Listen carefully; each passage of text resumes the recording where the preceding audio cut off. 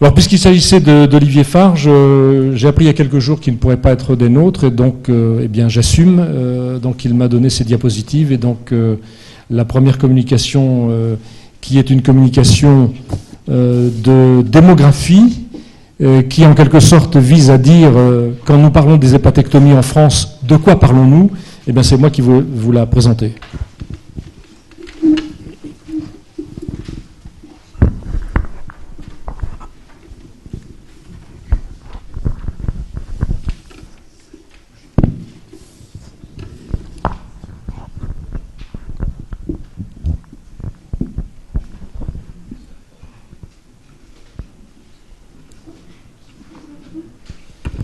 Donc c'est un travail collaboratif puisqu'il utilise les données de toutes les équipes françaises qui s'est appuyé essentiellement sur le système d'informatique médicale français, avec comme rationnel d'essayer d'une part de quantifier le nombre d'hépatectomies en France.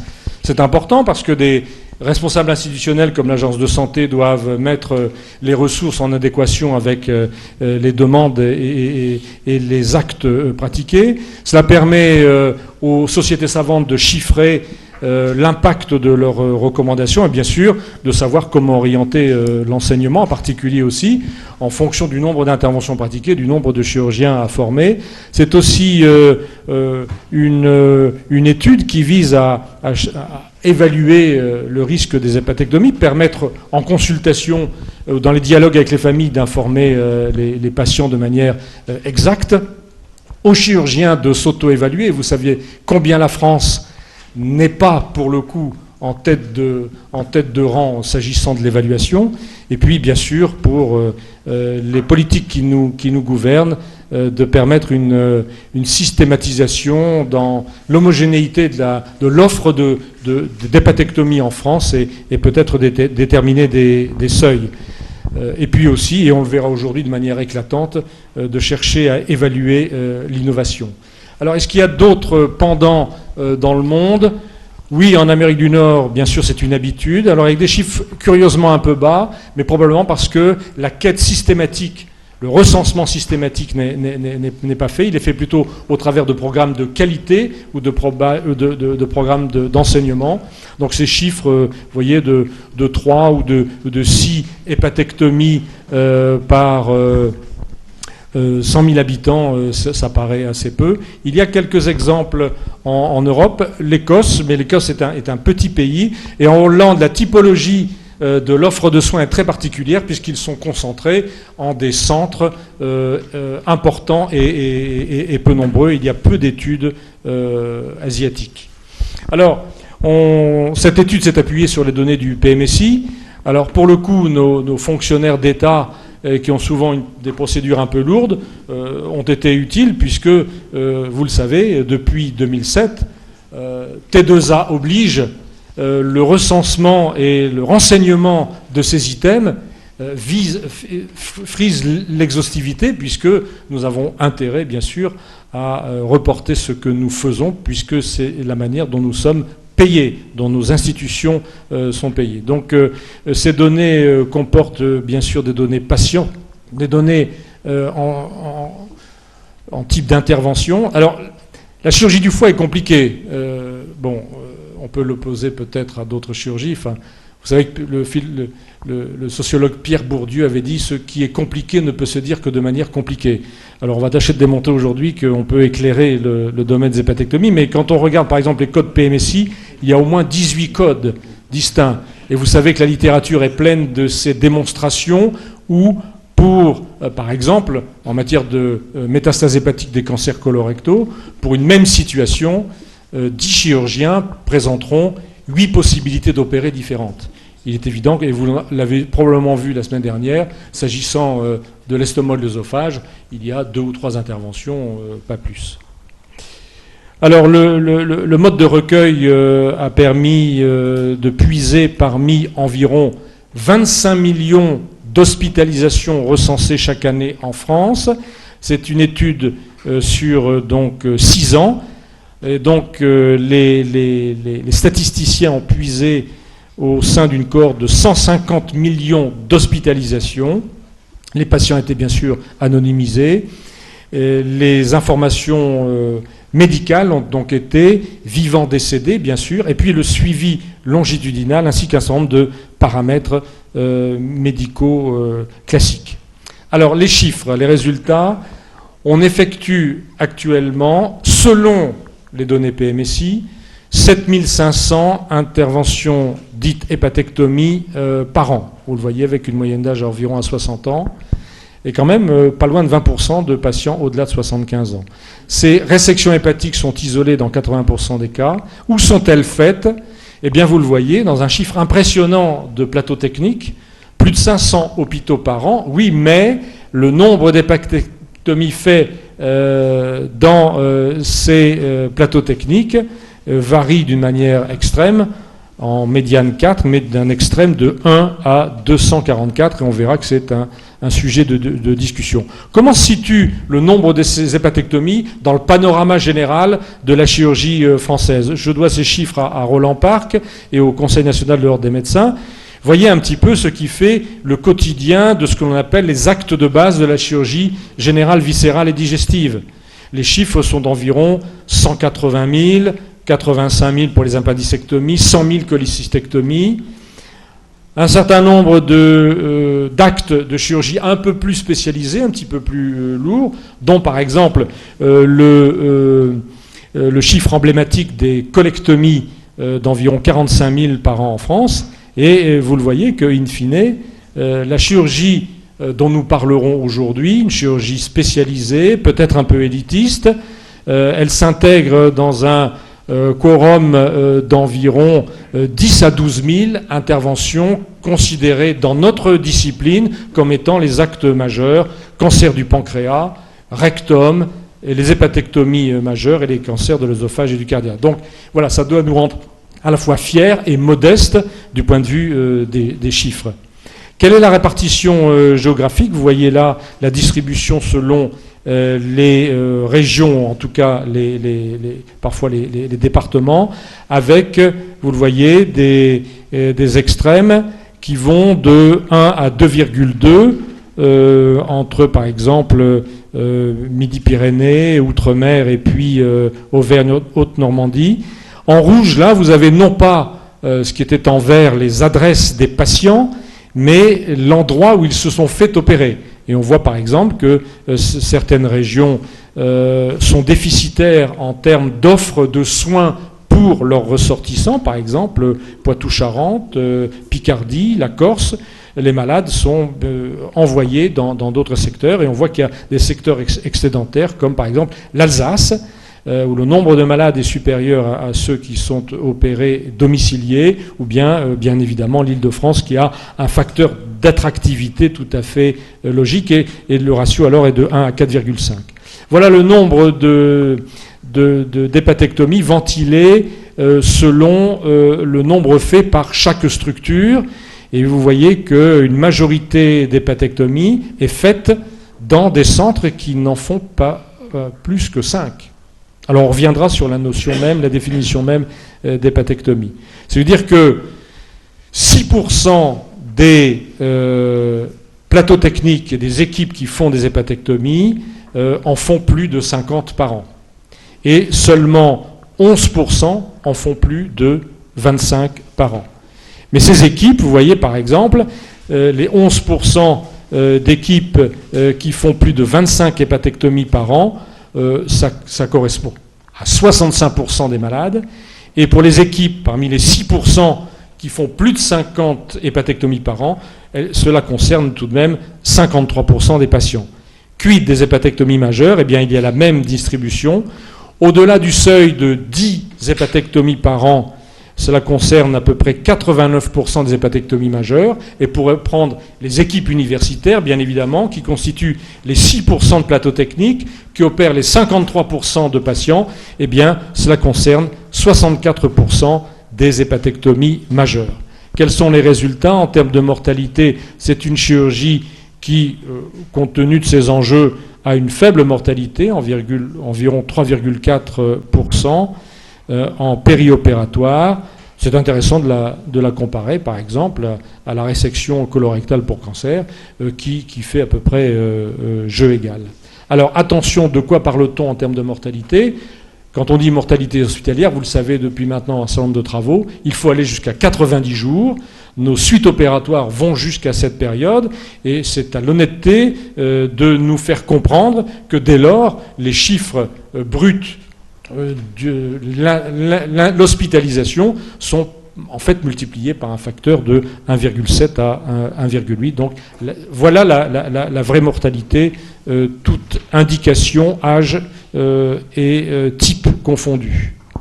Alors les facteurs de risque, on va passer rapidement, ils sont bien sûr classiques. Une hépatectomie chronique impacte l'odd ratio en défaveur, de même les paramètres respiratoires, de même les paramètres d'indication, les cancers primitifs, les hépatectomies majeures et les gestes associés, puisque une anastomose biodigestive, et bien sûr ça concerne une indication particulière le plus souvent, c'est-à-dire le cholangiocarcinome, donne un odd ratio qui est de 3,5, mais on le sait dans la littérature, la mortalité du cholangiocarcinome est plutôt quand même aux environs de 7 à 10%, y compris dans certaines séries asiatiques. Alors plus intéressant, l'effet volume. Vous voyez, l'effet volume est important. Vous voyez qu'il y a une nette séparation entre les équipes qui font moins de 25 hépatectomies par an et celles qui en font plus de 25. Mais au-delà de 25, l'effet volume s'atténue, puisqu'il y a jeu égal entre 25-50, 50 et 100 et plus de 100 hépatectomies.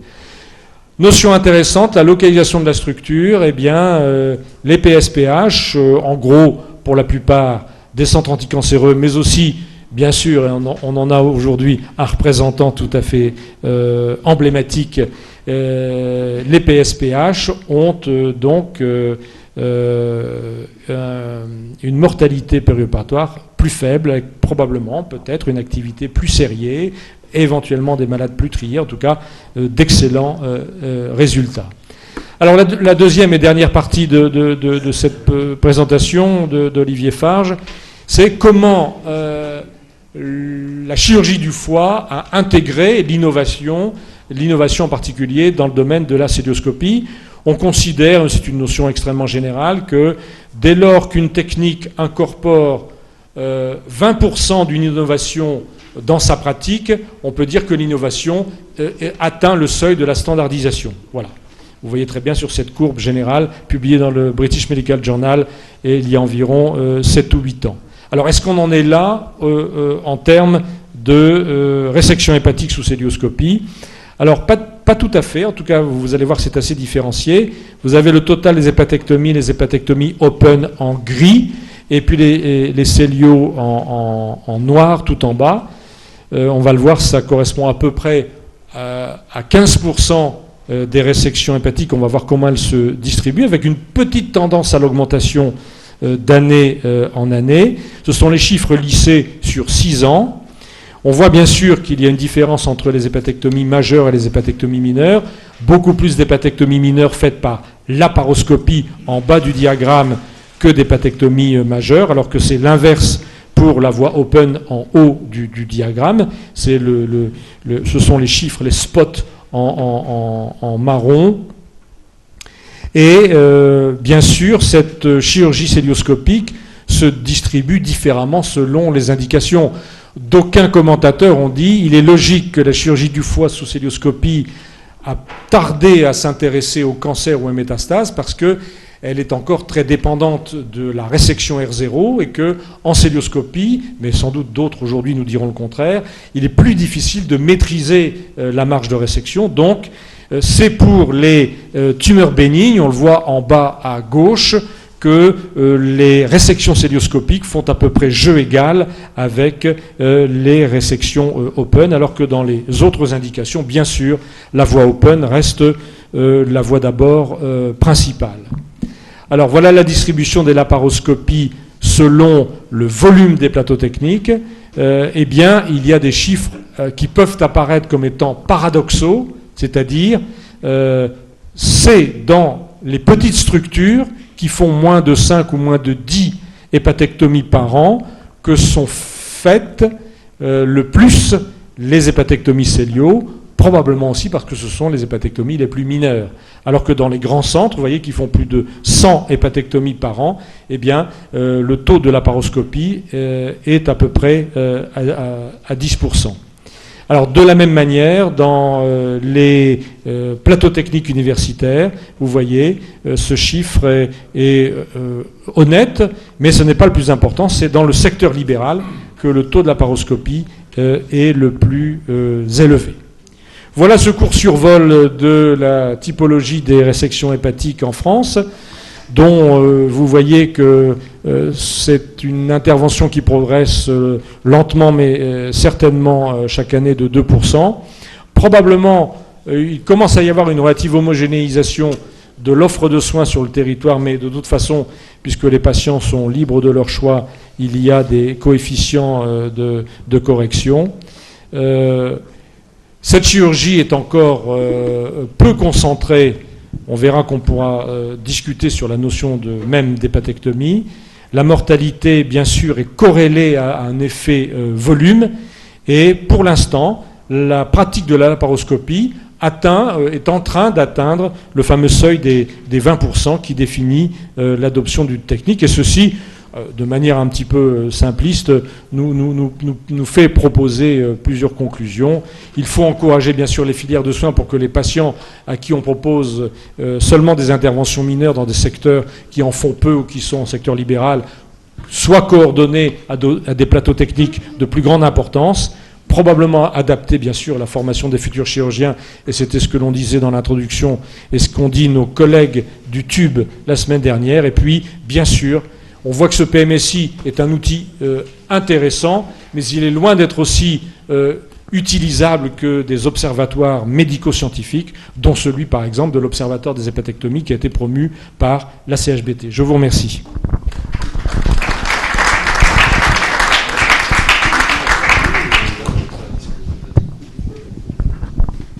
Donc le discutant pour cette très belle communication est René Adam.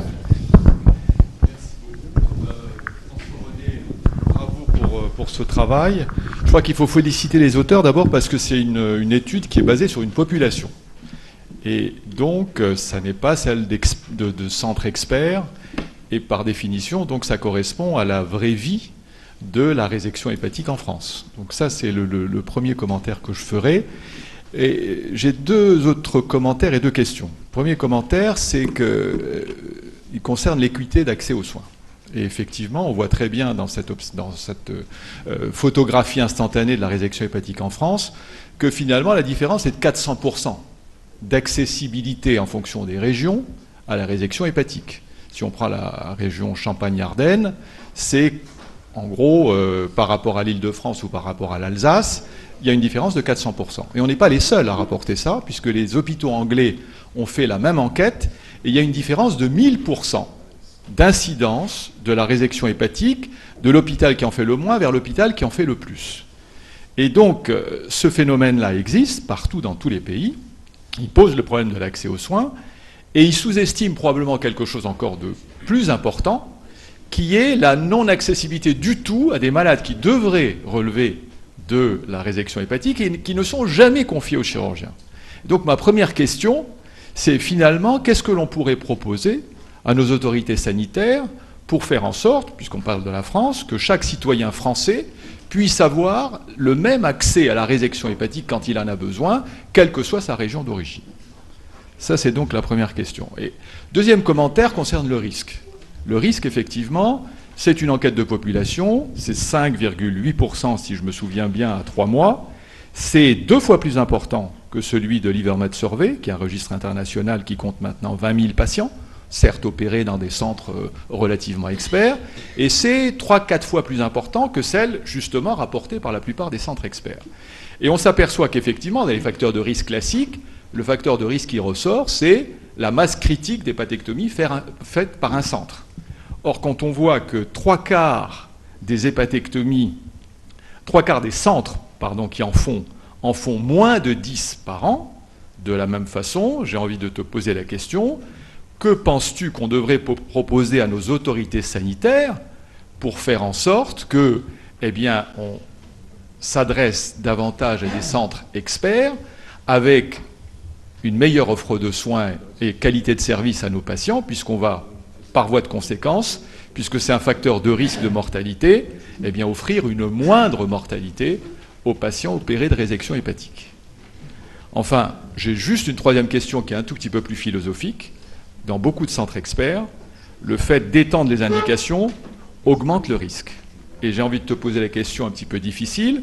Qu'est-ce que tu considérerais comme un taux de mortalité politiquement incorrect vis-à-vis d'un centre expert qui fait des résections hépatiques? Voilà. Alors les deux premières remarques sont complémentaires. C'est-à-dire que homogénéiser la pratique des hépatectomies en France, c'est pas, comment dirais-je, rendre possible l'hépatectomie à proximité, puisqu'on multiplierait les plateaux techniques en diminuant l'effet volume et en se mettant sous le coup de l'odd ratio de l'effet volume. Les deux questions sont donc complémentaires. C'est à la fois proposer que dans une région, il y ait une accessibilité géographique de délai correcte. Donc ça, je pense que la France est adaptée. Elle a un tissu hospitalier adapté. Mais qu'en même temps, elle répartisse les plateaux techniques de qualité qui soient capables d'offrir la totalité des propositions. Parce que ce que l'on remarque dans les chiffres, c'est que, manifestement, les plateaux techniques qui font moins de 25 hépatectomies sont ceux où le taux d'hépatectomie majeure est le plus bas. C'est-à-dire qu'on se pose la question de la possible, non pas rétention, mais de la non-offre de possibilités de tout le panel des hépatectomies à certains malades qui s'arrêtent à un certain niveau de plateau technique. L'offre fut-elle à proximité ? C'est-à-dire l'offre à proximité n'est pas dimensionnée dans sa qualité. Donc les deux problèmes sont joints, c'est-à-dire une répartition géographique territoriale, mais en même temps une représentation de la qualité de ces plateaux techniques. Ce qui veut dire pour les sociétés savantes ou des institutions comme l'Académie, définir peut-être un spectre ou une hiérarchie des hépatectomies, possiblement faites dans des secteurs légers et des hépatectomies faites dans des secteurs lourds, en définissant nous-mêmes le type d'hépatectomie. Et là, j'en reviens à mon introduction, la chirurgie du foie est compliquée, et donc définir ces types de gestes est probablement compliqué. Définir un chiffre de mortalité opposable, politiquement correct, d'abord ça dépend bien sûr des indications.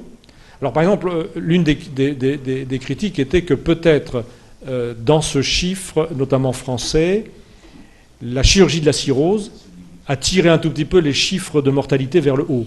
En réalité, le chiffre des malades ayant une hépatite chronique est d'environ 15%.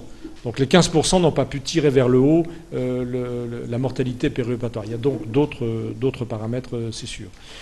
Je pense que ça dépend des indications. On a dit tout à l'heure pour le cholangiocarcinome, les chiffres sont classiquement plus élevés.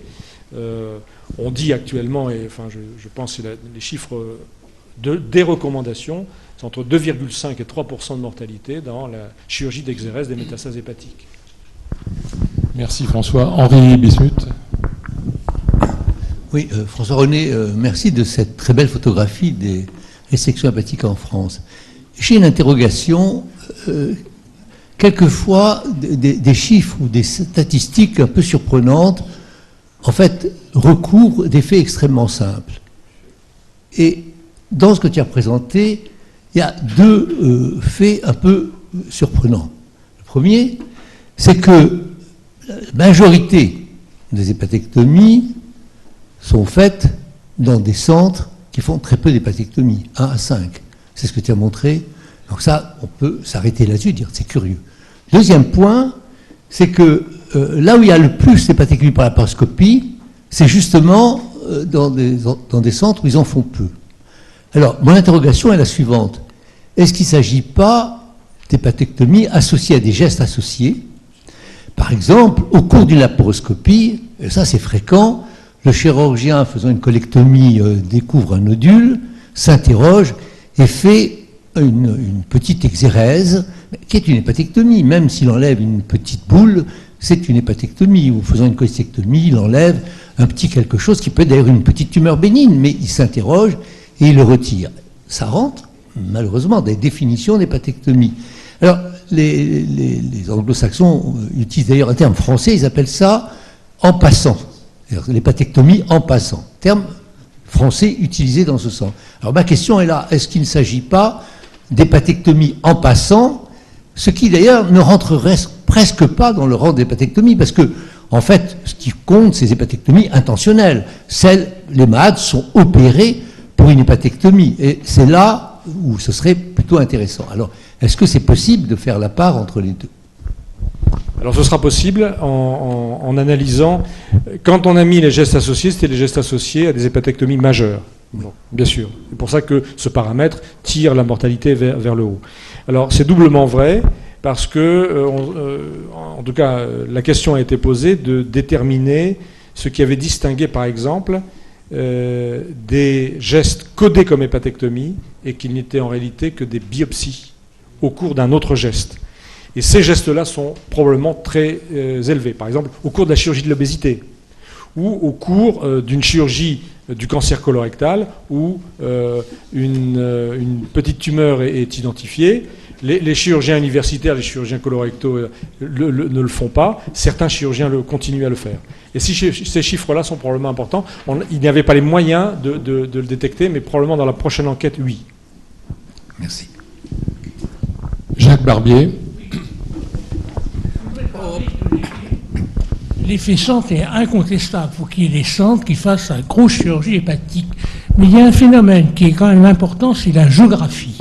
Et je vais vous parler par exemple du Poitou-Charentes. Le Poitou-Charentes travaille avec la Vienne, les Deux-Sèvres et la Charente. Et les Deux-Sèvres, la Charente et la Vienne. La Charente-Maritime, les gens du Sud sont beaucoup plus près de Bordeaux que de Poitiers. Et les gens du Nord sont beaucoup plus près de Nantes que de Poitiers. Donc il faut faire peut-être intervenir le facteur géographique pour les gens. Oui, très certainement.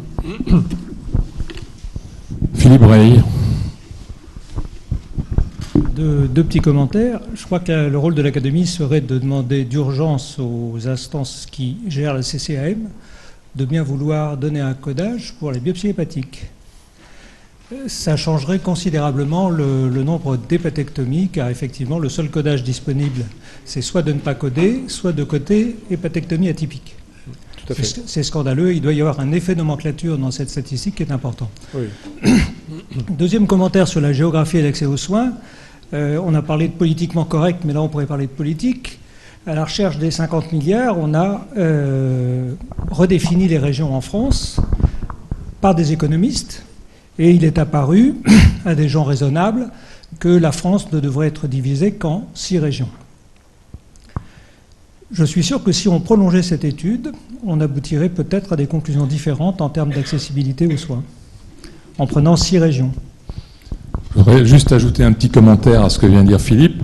C'est que dans les séances où on parlait de la formation des chirurgiens et de la nécessité d'un centre de simulation, etc., on était arrivé au même chiffre en disant que l'idéal pour la France, ça serait d'avoir 6 gros plateaux techniques pour former les chirurgiens avec tous les moyens de la simulation, etc. Donc on retombe toujours un peu sur ce chiffre 6. Oui? D'autres interventions? Daniel Cherki? Vous nous parlez des États-Unis? Non, pas du tout. Si vous voulez, mais c'était pas du tout ce que je souhaitais faire. Non, je vais vous parler de la laparoscopie. C'est pas... Non, effectivement, on voit alors le tipping point là de l'étude Balliol en fait, qui montre que une technique devient significative lorsqu'elle atteint 20% de la pratique, n'a pas été atteinte au niveau français par la chirurgie laparoscopique du foie. J'ai vu passer le papier d'ailleurs d'Olivier Farge et pour l'ESA. Et donc, il dit premièrement, ça fait plus de 20 ans que c'est en place, c'est pas tout à fait vrai. Ça fait une quinzaine d'années à peine que les premières séries sont sorties, dont celle de Mondor et d'autres. Les premiers, c'était des case reports de biopsie hépatique ou de fenestration de kystes qui parfois sont incluses dans les hépatectomies, tout à fait à tort. C'est une autre chose qui peut être sortie des statistiques d'hépatectomie. Je pense, alors effectivement, ce qu'on voit ici, c'est que, et dans ce papier, c'est que la laparoscopie a été faite dans des centres peut-être où il y avait moins d'hépatectomie qu'ailleurs au départ, sauf dans certains centres qui se sont intéressés, comme à Mondor, où on faisait à peu près une centaine d'hépatectomies par an et ont aussi intéressé. Mais je crois que dans les centres où il y avait beaucoup d'hépatectomies, il y a eu un défaut d'intérêt pour la laparoscopie et peut-être qu'il n'y avait pas la même implication que pour d'autres centres. Mais si on regarde des centres qui s'y sont particulièrement intéressés, je pense à Brice, à l'IMM, vous êtes à plus de 60%, ou 70%, peut-être même plus, d'hépatectomie laparoscopique. À Mondor, on était à 25%. Là, depuis que je suis à Paul Brousse, ma pratique personnelle est de plus de 40% à peu près. La pratique du groupe, en sachant que tout le monde ne fait pas de laparoscopie, est passée de très très peu, et on a calculé tout à l'heure, à 16%. Donc c'est quelque chose qui est en train de venir. Et dernier commentaire, il y a un papier américain, parce que je parlais de l'Amérique, de 2008, qui montrait que la chirurgie colorectale laparoscopique en 2008 était à 34% aux États-Unis. Donc on n'est pas si loin. Peut-être, oui. Scaton. Juste pour ajouter à la confusion, je veux juste rappeler que si on peut coter une biopsie hépatique comme une hépatectomie, on ne peut pas coter une hépatectomie droite par célioscopie comme une célioscopie. Voilà. Ça n'existe pas pour la CCAM. Donc c'est très compliqué, ça existe depuis très peu de temps. Il y a 5 ans, on ne pouvait pas coter hépatectomie droite par célioscopie, c'est un geste qui n'existait pas, parce qu'il n'était pas codifié. Donc on mettait laparoscopie exploratrice plus hépatectomie droite par laparotomie.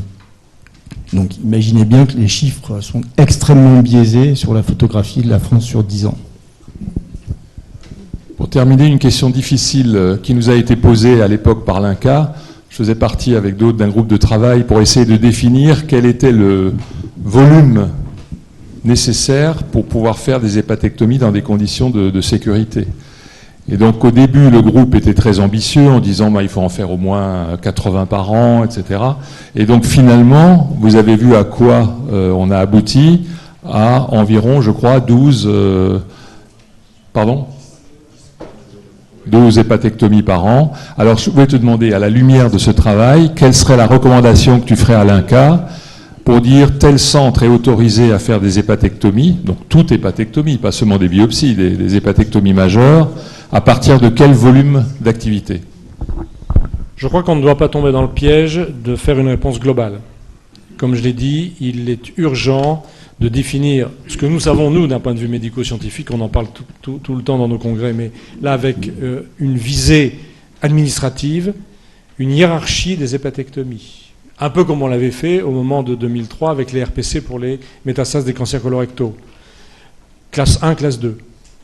Et de dire, classe 1, c'est autorisé si on en fait autant, classe 2 n'est autorisé que si on en fait tant. Alors, les chiffres ici montrent que le seuil, c'est 25.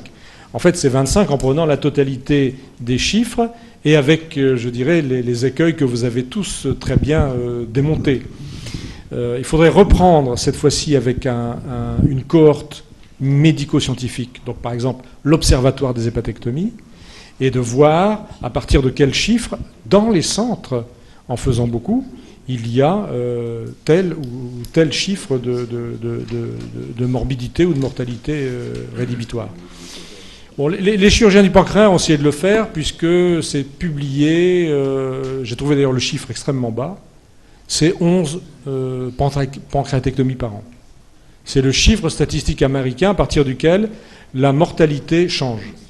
Là, les chiffres, c'est 25.